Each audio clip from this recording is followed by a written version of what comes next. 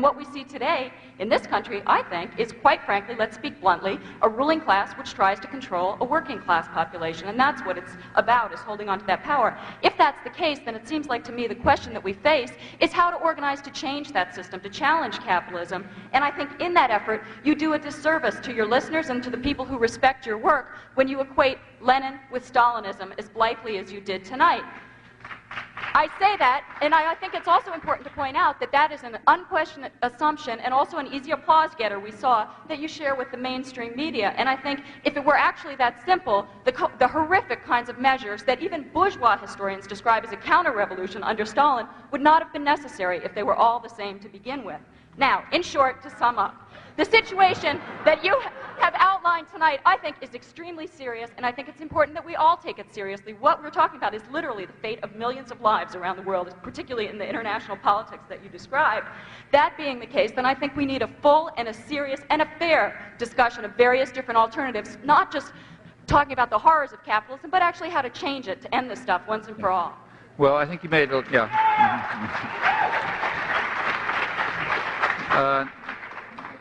I think, well, there's several questions there. One is about the discussion of the United States, and I think what I said is approximately what you said, except I didn't use some of that rhetoric. Which I don't think is particularly helpful, to tell you the truth, either analytically or to understand or whatever. It doesn't bother me if I happen to agree with the mainstream media on this. Trotsky, to pick somebody who you remember, once he was charged in the 1930s with agreeing with the fascists in his condemnation of the Soviet Union. And he pointed out that his critique was to be true. He wasn't going to abandon it if somebody else happened to say it for different reasons. So the question is about the Soviet Union, and particularly about Lenin. So what was Leninism? Well, here we have to look at the facts. Now, you look at the facts, I think here's what you find. Lenin was a right-wing deviation of the socialist movement, and he was so regarded. He was regarded as that by the Marxists, by the mainstream Marxists. We've forgotten who the mainstream Marxists were because they lost, and you only remember the guys who won.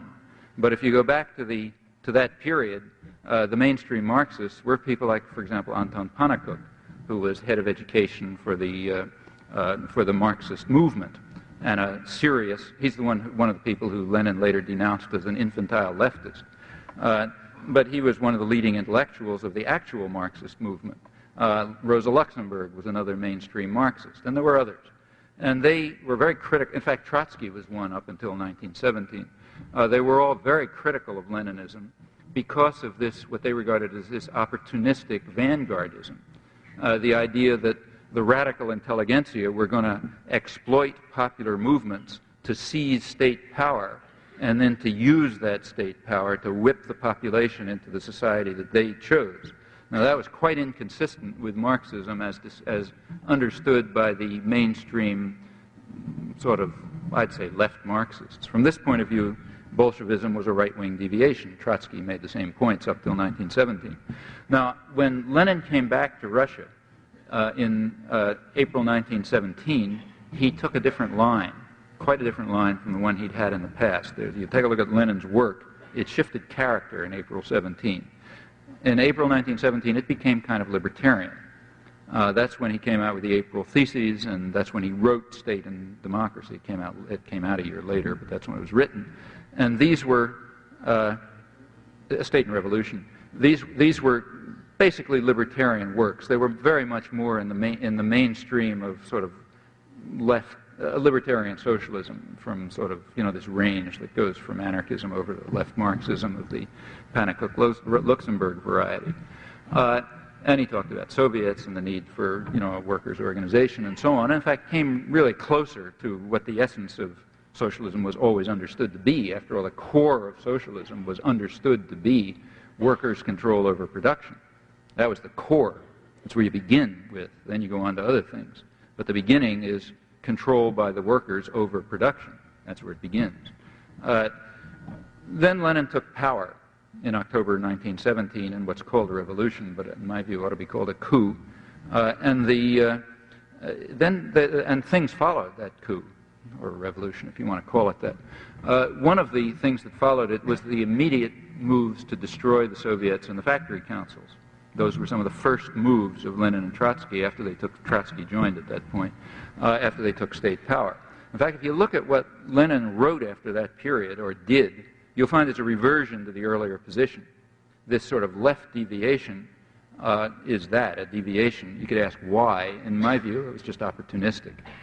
He knew that in order to gain power, he was going to have to go along with the popular currents that were developing, which were in fact spontaneous and libertarian and socialist, as most popular movements have been, in fact, since the 17th century. And being an astute politician, which he was, he sort of went along with that and talked the line that the people wanted to hear. It's just like when an American politician goes somewhere and his pollsters tell him, say so-and-so, and he says it, doesn't mean he believes it. And I think Lenin was doing the same thing without polls. In any event, whatever your interpretation is, when he took power, he reverted to the former vanguardism and moved at once to eliminate the organs of workers' control. Now that meant he was moving to destroy socialism, if socialism has as its core workers' control over production. The Soviets and the factory councils were instruments of workers' control. And same, you could say they're defective instruments, they had to be worked out better and so on, yeah, no doubt. But they were the instruments that had been developed in the course of popular struggle to implement basically workers' control, and those were the first things to go. By early 1918, it's still really before the Civil War set in, Lenin's view was pretty clearly expressed. It was the view that both he and Trotsky took the position that what you need is what Trotsky called a labor army, which is submissive to the control of a single leader. He said modern progress and development and socialism requires that the mass of the population subordinate themselves to a single leader in a disciplined workforce. Well, that has absolutely nothing to do with socialism. In fact, it's the exact opposite of it, and was criticized for that by in a spirit of some solidarity, because the revolutionary forces were still operative. He was criticized for that by people like Rosa Luxemburg and by Pannekoek and Gorter and the other mainstream sort of left Marxists, and I think they were right. It seems to me that, and then it just goes on from there. I mean, Lenin reconstructed the czarist systems of oppression often more efficiently, Cheka, KGB, and other techniques of control and oppression. I think from that point on, there was nothing remotely like socialism in the Soviet Union. I think it was, in fact, in my view, is a precursor of later forms of totalitarianism. Now, you could, that's what I think happened, and I think that's what you discover if you look at the facts. Now, why is it called socialism? Well, I think I think that's complicated, and we should look at it. The Soviet Union calls it socialism. And after they took control they did take control pretty soon of most of the international socialist movement, because primarily of the prestige of having created something sort of socialism. Incidentally, just a side remark, Lenin remained, despite it all, sort of an orthodox Marxist in many respects. And as an orthodox Marxist, he didn't believe that it was possible to have socialism in the Soviet Union. This was supposed to be up to his death, or shortly before his death, when he was still writing, speaking lucidly. He kept the view that the Soviet revolution was a holding action. They would just kind of hold things in place until the real revolution took place in Germany, because the revolution, according to Marxist doctrine, was going to take place in the most advanced sector of modern industrial capitalism, for all the reasons that you read about in Marx. That's where the revolution had to take place. Obviously, that wasn't the Soviet Union, so there couldn't be socialism there. It was just some kind of holding action. And that presumably gave some sort of justification for eliminating the socialist institutions. I don't think it's a real justification, but probably that was the internal justification. And again, in taking that view, he was in accord with the mainstream Marxist tradition. Well, after that comes the view that all of this is socialism. And why should the communist parties take that view? I think the reason is because they wanted to sort of exploit the moral force of socialism, which was quite real. It's kind of hard to remember that today, but at that time it was very real. This was regarded as a progressive moral force, and by associating their own destruction of socialism with the aura of socialism, they hoped to gain credit in the working classes and other progressive sectors. Now, the West also identified that with socialism, and they did it for the opposite reason. They wanted to associate socialism with the brutality of the Russian state that undermined socialism. So what you had is that the two major world propaganda agencies, for their own and quite different reasons, were claiming that this is socialism, that this destruction of socialism is socialism. And it's very hard to break out of the control of the world's two major propaganda agencies when they agree.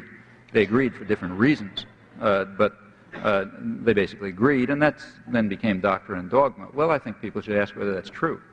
Take a look back and see whether the moves that Lenin took and that Trotsky supported him in taking and that they both advocated had anything to do with socialism as it was understood by, say, in the Marxist tradition or in the left libertarian tradition.